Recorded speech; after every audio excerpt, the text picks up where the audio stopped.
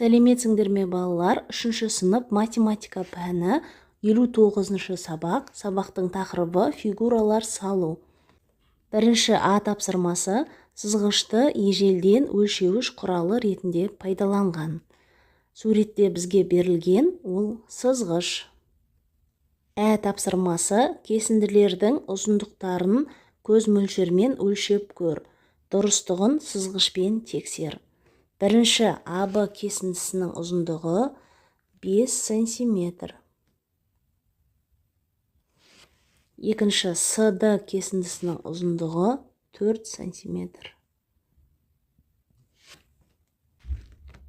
Екінші тапсырма кестеге қара, берілген мәлімет бойынша қандай фигуралар салуға болады.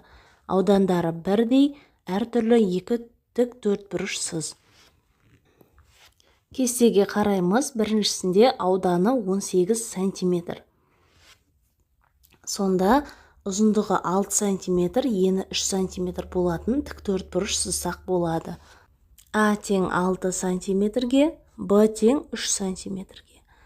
Ауданның формуласын жазып қойдым. А көбейтілген Б. 6-ға 3-ті көбейтеміз. 18 см квадрат болады.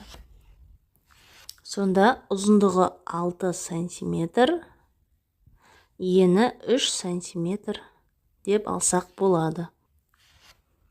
Екіншісінде ұзындығы 6 см, ені 4 см тік төртбұрыш алсақ болады. А тең 6 см-ге, Б тең 4 см-ге. Ауданын табу үшін 6-ға 4-ті көбейтеміз. 24 см квадрат болады. Сонда ұзындығы 6 см, ені 4 см деп толтырсақ болады.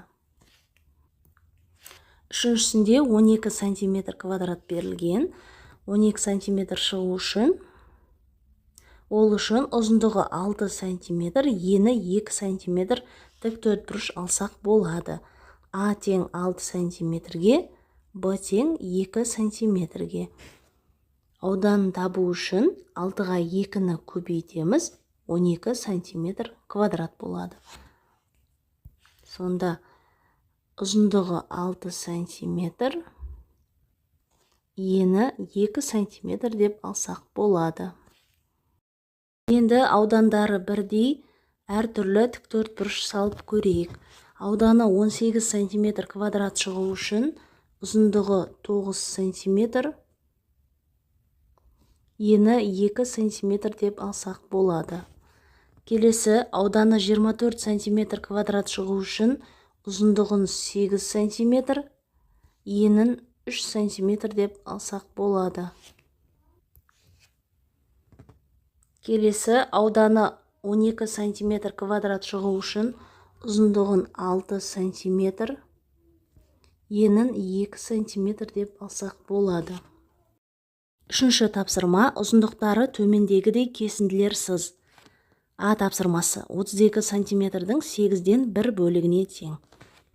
32 см-дің 8-ден 1 бөлігін табу үшін 32 см-ді 8-ге бөліп 1-ге көбейтеміз. Сонда 4 см болады. Сонда мына кесіндіміз 4 см-ге тең.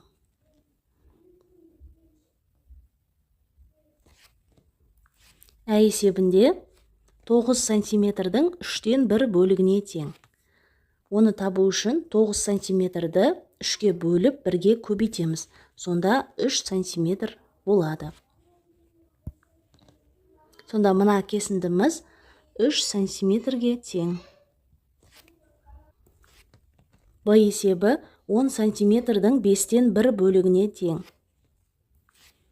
Оны табу үшін 10 см-ді 5-ге бөліп 1-ге көбейтеміз. Сонда 2 см болады. Сонда мына кесіндінің ұзындығы 2 см-ге тең. Төртінші тапсырма аудандары 16 см квадрат, 25 см квадрат және 9 см квадрат болатын шаршылар сал.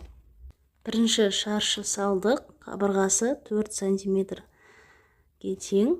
Сонда ауданын табу үшін 4-ке 4-ті көбейтеміз, 16 см квадрат.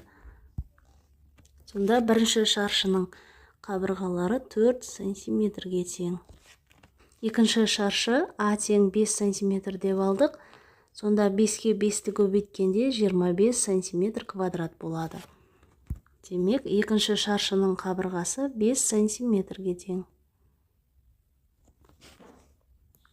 Үшінші шаршы салдық. А тең 3 сантиметр деп алдық. Сонда 3-ке 3-ті көбейткенде 9 сантиметр квадрат болады. Демек, үшінші шаршының қабырғалары 3 сантиметрге тең. Бесінші А тапсырмасы. Ұзындығы қызыл кесіндіден 2 есе артық кесіндіні тап. Оны дәптерге сыз. Бірінші қызыл кесіндіні анықтап аламыз. Ол бізде АБ кесіндісі 5 сантиметрге тең. 2 есе артық десе, оны 2-ге көбейтеміз. Сонда 5-ті 2-ге көбейтсек 10 болады. Бізге 10 сантиметрлік кесіндіні табу керек. Ол бізде EFF кесіндісі 10 сантиметрге тең. Ә есебі қай кесіндінің ұзындығы көк кесіндінің жартысын құрайды. Оны дәптерге сыз. Бірінші көк кесіндіні анықтап аламыз. Ол бізде IG кесіндісі 8 сантиметрге тең. 8-дің жартысы 4 сантиметр болу керек. 4 сантиметр бізде сары кесінді, ол GH кесіндісі. Ол бізде 4 сантиметрге тең. Кесінділерді өздерің дәптерлеріңе сызып алсаңдар болады. 6-шы тапсырма. Көп бұрыштардың қабырғаларының ұзындығын өлше. Олардың периметрін тап. Біріншісінде қабырғаларын таптық, енді периметрін табамыз. П тең. Барлық қабырғаларын қосып шығамыз. 6 сантиметр. Қосу 3 сантиметр. Қосу 2 сантиметр. Қосу 2 сантиметр. Барлығын қоссақ, бізде 13 сантиметр болады. Екіншісінде бізде 6 бұрыш берілген, барлық қабырғалары 2 сантиметрге тең. Периметрін табамыз. Ол үшін 6-ға 2-ні көбейтеміз. Сонда 12 сантиметр болады. Үшінші көк түсті көпбұрыштың периметрін табамыз. Ол үшін барлық қабырғаларын қосып шығамыз. 3-ке 3-ті қосамыз. 3 сантиметр. Қосу 3 сантиметр. Қосу тағы да 3 сантиметр бар екен. 3 сантиметр. Қосу 2 сантиметр. 2 сантиметр. Қосу тағы да 2 сантиметр. Барлығын қоссақ 13 сантиметр болады. 7-ші тапсырма. Дәптердің ортасынан С нүктесін белгіле. Міне С нүктесі. Циркульдің ұшын сол С нүктеге қойып, радиусы төмендегідей шеңберлер сыз. А радиусы 1 сантиметр. Радиусы 1 сантиметр. Аралық 1 сантиметрге тең. Радиусы 2 сантиметр. Радиусы 2 сантиметр. Мына аралық 2 сантиметрге тең. Б радиусы 3 сантиметр.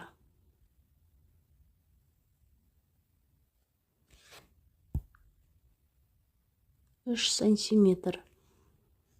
В радиусы 4 сантиметр.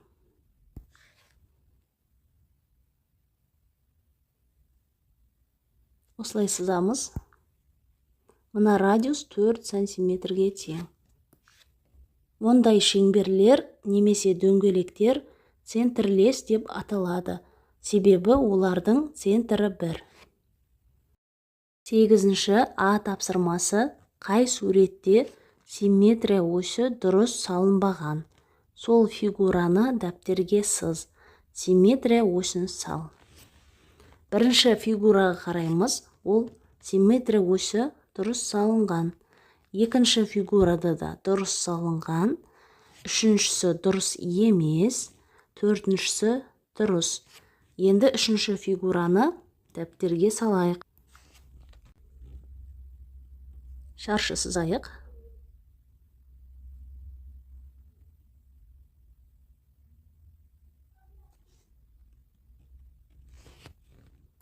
Сызып алдық, енді дәл ортасынан симметрия осін саламыз.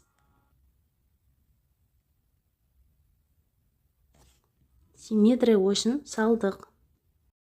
9-шы тапсырма: таңда 2 симметриялы фигураны дәптеріңе сыз. 3 фигураны да сыздық, енді симметрия осін табамыз. Симметрия осін жүргіздік.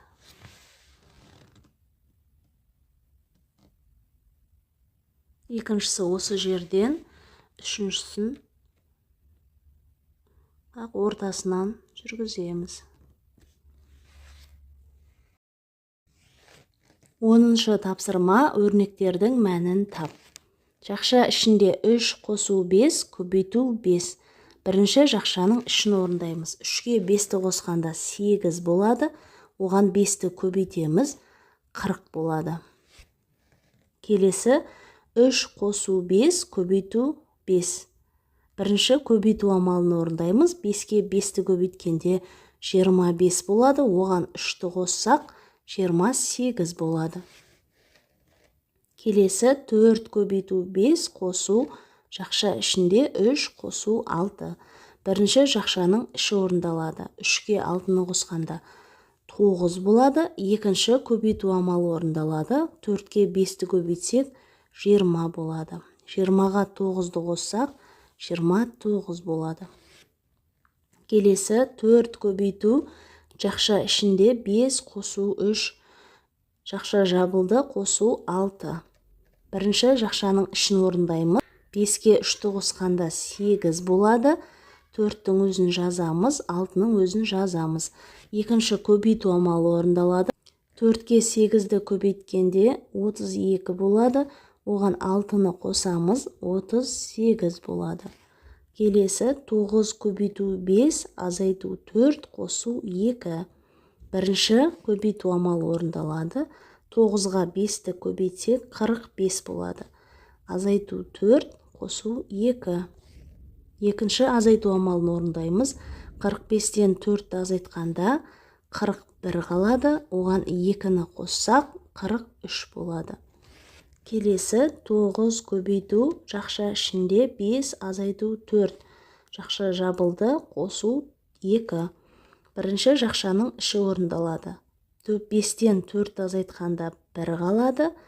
9 бен 2-ның өзін жазамыз. Екінші көбейту амалы орындалады. 9-ға 1-ді көбейтсек 9 болады. Оған 2-ні қосамыз, 11 болады.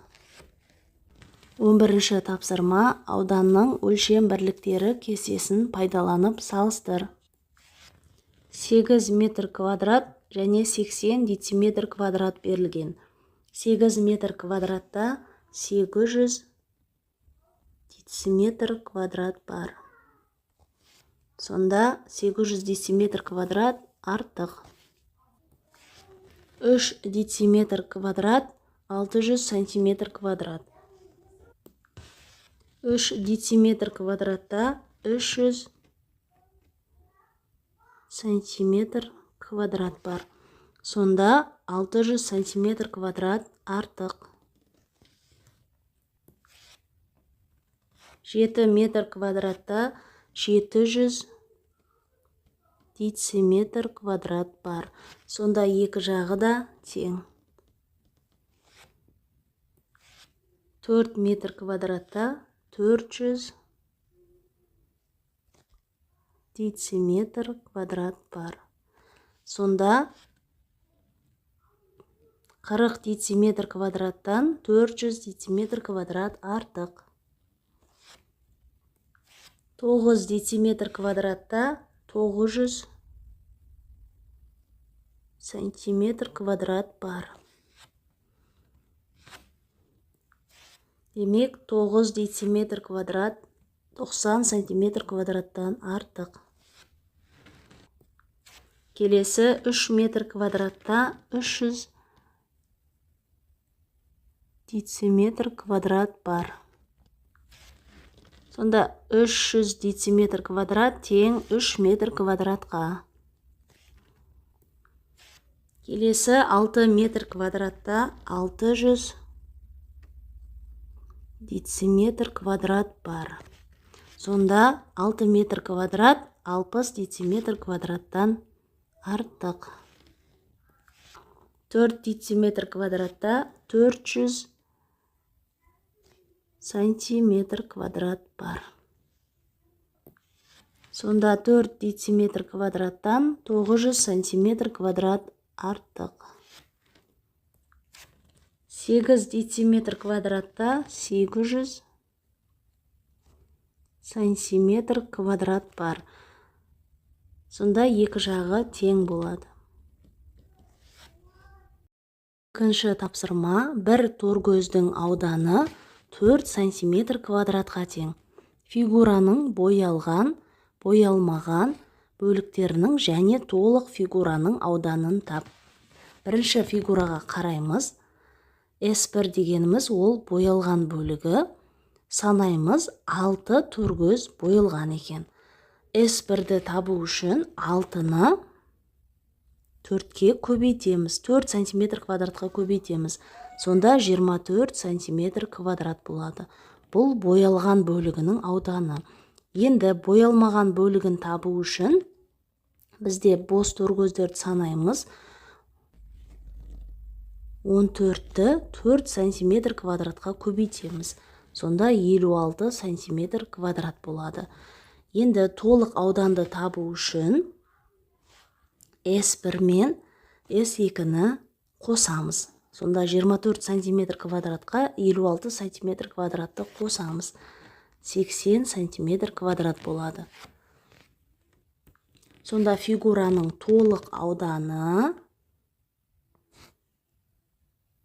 80 сантиметр квадрат.